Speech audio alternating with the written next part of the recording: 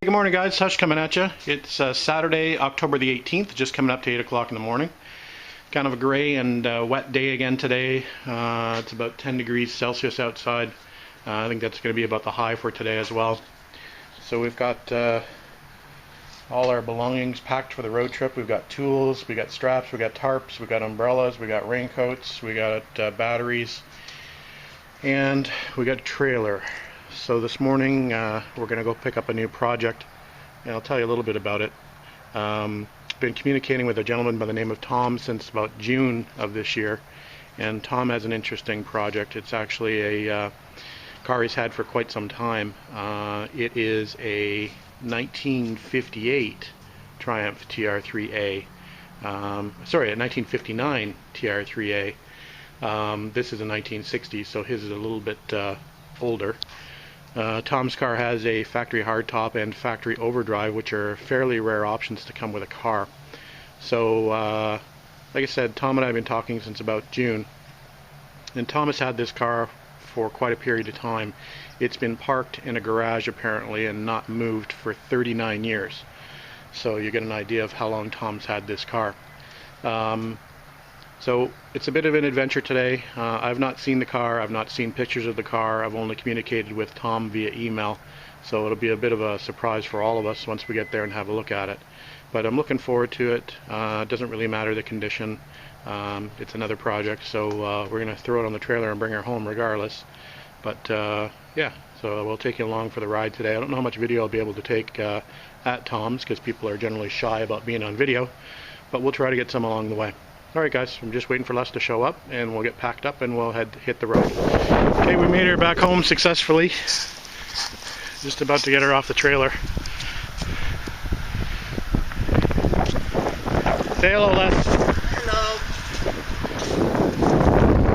This is the third TR3 that Les has brought home on the trailer for me.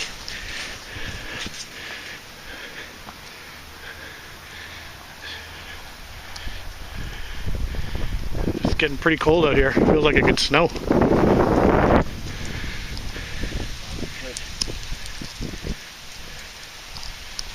we got the white hardtop over there on the grass, so I'll take a video of that later. It's just coming up to 10 to 6, and it's been a long day. And so we're just cleaning up all the parts, looking like a bit of a junkyard in here. Got side screens. It's actually got a header that came with the car, bumper. There's the grill. There's one of the seats. There's a bunch of gauges and extra stuff in there I haven't gone through yet. A bunch of manuals, ownerships, that kind of stuff in that box. Had a bit of a time getting the car to roll. The calipers were seized on the front, so we tried to take the calipers off. Got the caliper off the driver's side without too much problem, and then we had a major problem on the passenger side because the studs has snapped off, so we had to basically leave that caliper on, and we tried to punch one of the pads out to get it to roll. So it rolls forward fairly easily, but not so easily in reverse, as we found out trying to get it off the trailer. So I'll do a quick walk around. So again, you see the factory hardtop that came with this car, obviously in white. The original color for this car was black with the red interior, and it had a fawn top, so fawn hardtop, and it also had overdrive as a accessory, so you can see the switch here for the optional overdrive. So that's always a good thing. So those are fairly rare options. So like I said, this car had not been run in the past 39 years. It's been parked in a barn. So yeah, it needs to be gone through, obviously, pretty significantly, but all in all, everything looks like it's there. Black engine bay, looks like it's been Z-barded. Apparently he had this car painted. This is a Ford color. He had this car painted back in 1970 something. The dent in the fender is from where he forgot to tighten the lug nuts on this front tire, and it came off and crumpled the fender a little bit. So that'll be should be a fairly easy fix. But getting back under the bonnet, so looking a little crusty in there, but looks like everything is there. Battery box doesn't even look that bad. I mean, obviously I have to get more into it, but yeah. The radiator is the original rad and has the square hole you can see there for the hand crank. and that's where the hand crank goes through. It goes straight through the rad. So we'll have a look at that. The air filters have seen better days. They've sort of rotted away in the past 39 years. Original generator on it, and the wind tone horns. The valve cover's seen better days. Missing a little bit of chrome. So this is, let me just, I can't really read it, but LO means it's a left-hand drive and overdrive. I'll have to scratch that off a little bit better to get an idea. It's a little bit earlier than mine, so it's actually got a blanking plate on this side, which my car doesn't have, and this has screw-on connectors for the electrical versus the push-on that mine have. So a few differences in the car. So there's the engine bay.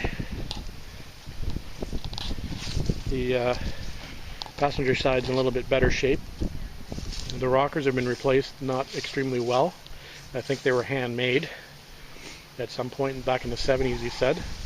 Missing a seam here. There's normally a seam here down at the bottom of the rockers, but that's obviously been bondoed over.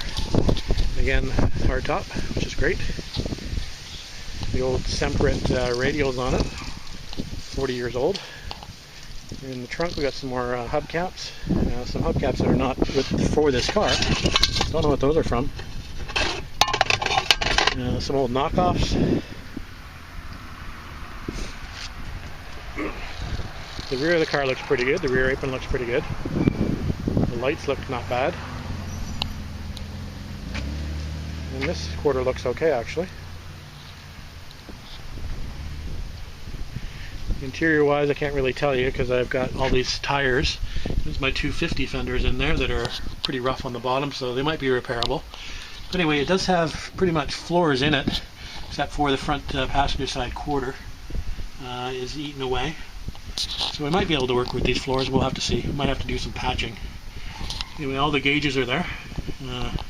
Could use a bit of a polish, but everything's there. Grab bar, vent pull, bows for the soft top, which I have. White soft top, white tonneau cover for this car. I just got them sitting under the car for now. The front apron looks pretty good. Alright, we'll let you go for now, guys.